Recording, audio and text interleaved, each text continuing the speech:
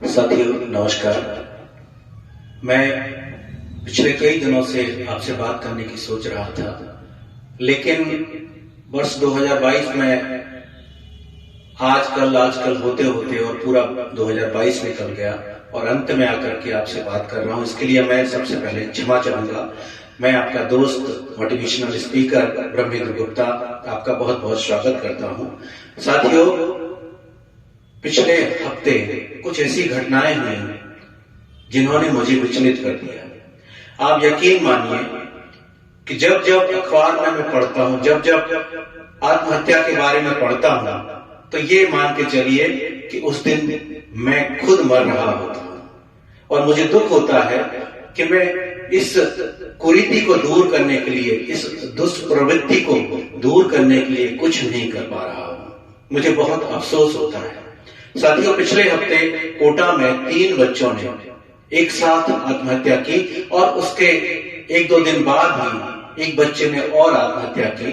तो उसने मुझे बहुत अंदर तक झकझोर दिया है और मुझे लगा कि मैं अपना कर्तव्य पूरा नहीं कर पा रहा हूं, इसलिए अब आपके सामने फिर से उपस्थित हुआ हूं।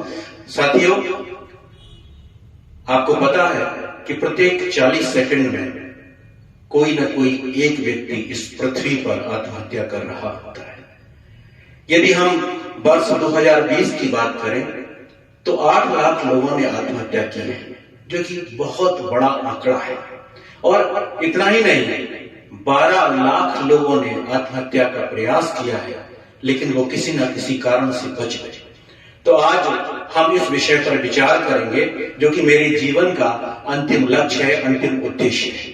साथियों, आपको मैं एक चीज बताना चाहूंगा कि जब भी कोई व्यक्ति आत्महत्या के बारे में सोचता है, आत्महत्या का प्रयास करता है, तो उसके 15-20 मिनट में ही वह डिसीजन लेता है, जबकि उसके इंडिकेशन, उसके लक्षण बहुत पहले से पता चलना शुरू हो जाते हैं। जैसे कि कोई व्यक्ति लगातार उदास रहता है, मरने की बातें करता है, उसका मूड स्विंग है, नींद नहीं आ रही है, बहुत ज्यादा नींद आ रही है, वो यदि दुनिया में घुलने मिलने का प्रयास नहीं करता, लोगों से हंसता खेलता नहीं है, मिलता नहीं है, अकेला पड़ा रहता है, अकेलेपन के तरफ जाने की कोशिश करता है, तो हमें उसके बारे में चिंतित होने की जरूर सोचना चाहिए। साथियों, जहां तक कोटा फैक्ट्री के बारे में बात है, यहां पर फैक्ट्री शब्द इसलिए इस्तेमाल किया जा रहा है कि IIT और नीट के लिए ऐसा लगता है कि जैसे कोटा में ही जाकर के आप तैयारी करेंगे तभी सफल होंगे। हाँ, यह बात सच है कि लगभग 25,000 बच्चे हर साल IIT में सिलेक्ट होते हैं और उसमें से 10% बच्चे कोटा के होते हैं। लेकिन आप यह भी विचार कीजिए कि वो 2,500 बच्चे जो कोटा से सिलेक्ट होते हैं, वो उन 2.5 लाख बच्चों में से होते हैं जिनमें से उनको स्थान मिलता है IIT में। तो ऐसा नहीं है कि केवल कोटा से ही बच्चे सिलेक्ट हो रहे हैं। मैं एक बच्चे को जानता हूं जो यहीं करेरा का रहने वाला है और जिसने मॉडल स्कूल करेरा में पढ़ाई की और उसके बाद YouTube और दूसरे तरह के ऑनलाइन कोर्सेज और ऑफलाइन कोर्सेज करके उसने IIT कानपुर में जगह पाई है। तो ऐसा नहीं है कि केवल कोटा जा करके ही उसको सफलता मिलेगी।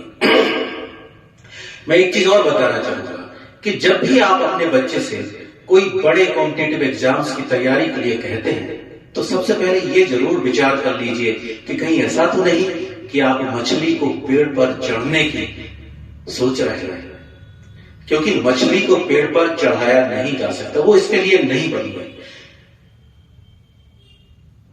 तो सबसे पहले तो बच्चे की इच्छा जानिए और वो क्या मेहनत कर पाएगा ये जानने की जरूरत है। उसके बाद उसका हौसला बढ़ाना हमारी जिम्मेदारी है।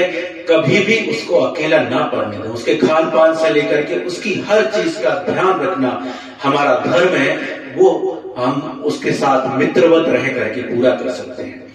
वो कहीं पर भी रह करके पढ़ाई कर रहा हो, प्रयास ये कीजिए कि प्रतिदिन इससे बात हो जाए, उसका मनोबल ना टूटे और उसकी संगत के बारे में जरूर पता करते रहिए, क्योंकि ये अक्सर कहा जाता है कि कोई व्यक्ति कहां तक पहुंचेगा, ये उसके साथ रहने वाले 5 दोस्तों के बारे में जान करके पता हो जाएगा।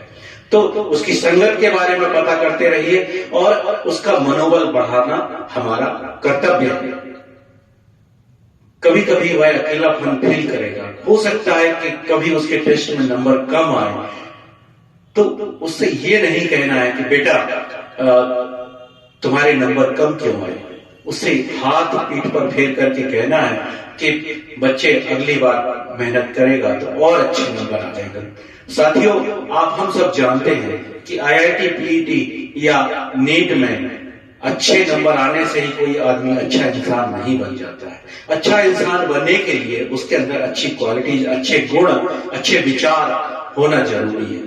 तो उसको एक अच्छा इंसान बनने के लिए प्रेरित कीजिए, और यदि वो सफल नहीं हो पाता है तब भी उसका हौसला बना करके रखिए, क्योंकि ऐसा नहीं है कि केवल IIT में सिलेक्ट न होने से वो एक अच्छा इंसान नहीं बन सकता। हो सकता है वो एक बहुत अच्छा म्यूजिशियन बन सकता है, बहुत अच्छा फोटोग्राफर बन सकता है, बहुत अच्छा राइटर बन सकता है, बहुत अच्छा मोटिवेशनल स्पीकर बन सकता है, इंस्पायर कर सकता है लोगों को। तो उसको नकारात्मक लेने की जरूरत नहीं है, जो होगा सो अच्छा होगा ये मान करके यदि वो सफल नहीं हो पाता है तो दूसरे कैरियर पर विचार किया जा सकता है। साथियों, आज हम उस युग में रह रहे हैं जबकि अनंत आकाश हमारा इंतजार कर रहा है। जाने कितने कैरियर्स सामने खुले हुए हैं, आर्टिफिशियल इंटेलिजेंस से लेकर के जाने क्या क्या आपका बच्चा कर सकता है। तो उन सब के बारे में जानकारी लीजिए। जब हम विचार करते हैं तो दुख होता है कि भारत के किसी भी स्कूल में कैरियर गाइडेंस के लिए बहुत अच्छी सुविधाएं नहीं है। ना तो उनका साइकोमेट्रिक टेस्ट होता है, और ना कैरियर के बारे में ना तो पेरेंट्स को बताया जाता है और ना बच्चों को बताया जाता है। इस बात की सजा हमारे बच्चे भुगतते हैं।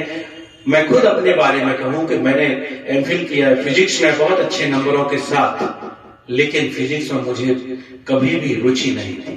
बस माता पिता और दोस्तों के कहने से मैंने फिजिक्स ले ली और मैं चलता गया, जबकि मेरी रुचि लिखने में थी, बोलने में थी, बहुत अच्छी आर्ट्स की किताबें पढ़ने में थी, लेकिन मैं नहीं कर पाया। तो मैं चाहता हूं कि दुनिया में कोई भी बच्चा अपनी रुचि के अलावा कोई और चीज ना पढ़े, ना कोई और चीज देखे, ना कोई और चीज सुने।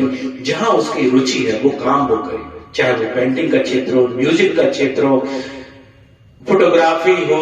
अनंत आकाश आपका इंतजार कर रहा है। साथियों, मैं आपके बीच में आता रहूंगा।